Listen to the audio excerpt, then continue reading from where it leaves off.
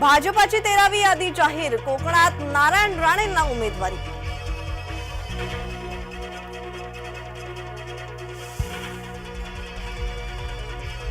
सुप्रिया सुळेंनी भरला उमेदवारी अर्ज, तर रवींद्र धंगेकरांनीही भरला उमेदवारी अर्ज।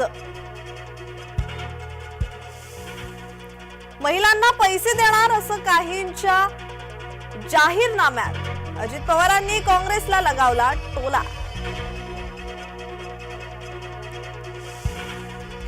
किरण सामंतांनी माघार घेतल्याने राणेंना उमेदवारी, नारायण राणेंना उमेदवारी जाहीर झाल्यानंतर उदय सामंतांचं वक्तव्य। वेळ बदलली असली तरी चिन्ह तेच, प्रचार सभेत बोलल्या सुनेत्रा पवार। बारामतीची निवडणूक विनाकारण भावनिक केली जातीये, शरद पवारांना अजित पवार यांचा टोला।